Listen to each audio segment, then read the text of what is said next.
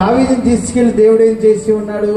ఇశ్రాయేలు ప్రజలను పరిపాలించడానికి, ఆ దేశాన్ని పరిపాలించడానికి రాజుగా అభిషేకించి ఉన్నాడు.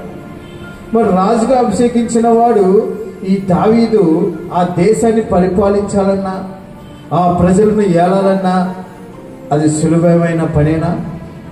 అంత ఈజీ కాదు కదా. అందుకని దావీదు ఏం చేస్తున్నాడంటే దేవుని యొద్దకు వచ్చి దేవుని సన్నిధిలో మోకరించి విచారణ చేస్తున్నాడు. అండ్ ఎక్కడికి వెళ్ళమంటావు? యూదా ప్రాంతానికి వెళ్ళమంటావా అని ప్రభు యొద్ద ఈ దావీదు విచారణ చేస్తున్నాడు. పిల్లల విషయంలో కానీ, నీ కుటుంబ విషయంలో కానీ ఏదైనా సరే ఎవరిని అడగాలి? మనం చేయవలసిన పని ఏంటంటే దేవుణ్ణి అడగాలి. దేవుని యొద్దకు వచ్చి విచారణ చెయ్యాలి. దేవునికి స్తోత్రం. ఇప్పుడు దావీదు దేవుణ్ణి అడుగుతున్నాడు, అయ్యా నన్ను ఎక్కడికి వెళ్ళమంటావా వద్దా? కానీ లోతు ఏం చేశాడండి?